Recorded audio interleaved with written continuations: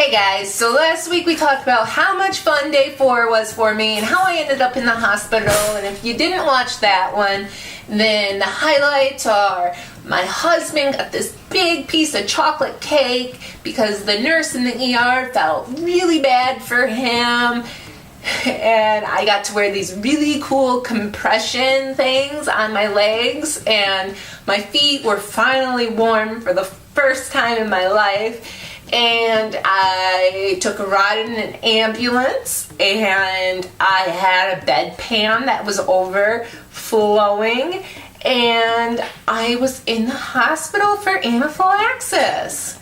Yes, I was told not to have day 5 of my Lemtrada, but I did.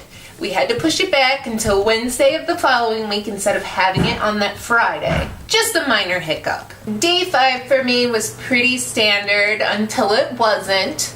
With about 20 minutes left, I started to get throat tightness and the panic started to set in. You know, I had just gone through this last Thursday, and I really didn't want to have day 5, but I knew should, and everyone was saying, go ahead and do it, except for the ER doctors. But my neurologist said, let's do day 5. So I was freaking out.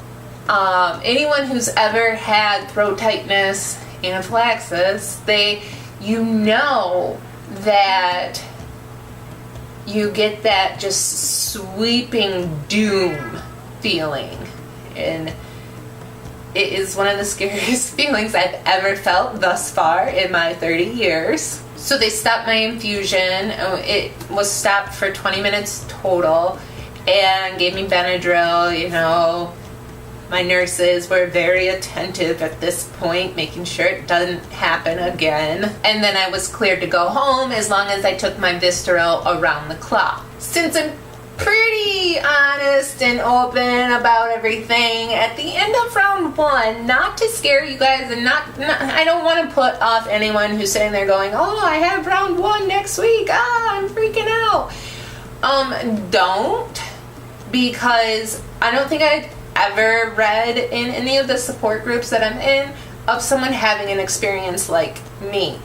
But in that moment, I regretted my decision. It was an awful decision. And I bought this shirt for day 5, and it says, I regret nothing, which is funny because I regretted the entire experience. I walked in with a cane, and I walked out with a rollator.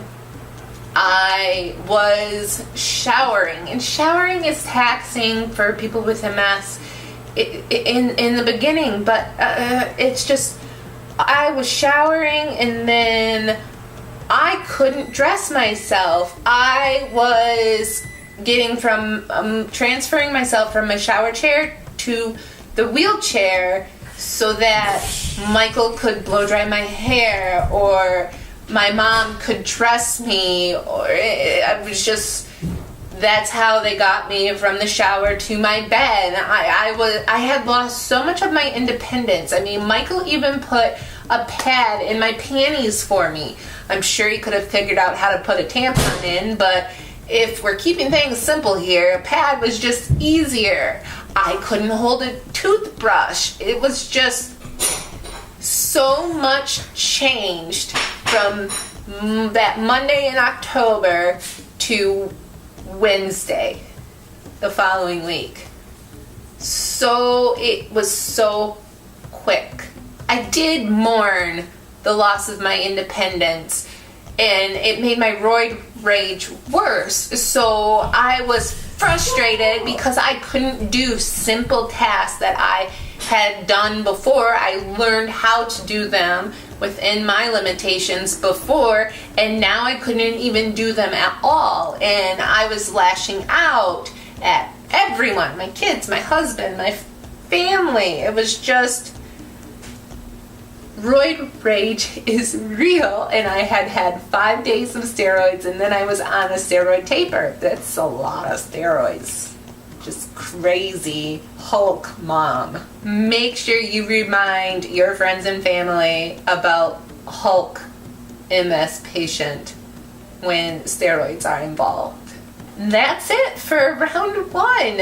It was just an experience, and I am going to follow it up with, I have so many more videos on how I felt at different stages in my Lemtrada journey, because I do believe there are stages. It's not just, you can't just look at one person. We're all in this, you know, you have before, and then you have round 1, and then you have the first 3 months, and then the 6 months, and then you have round 2, and then after that, everyone's in different stages. So I have a lot to talk about, and we will continue this journey together.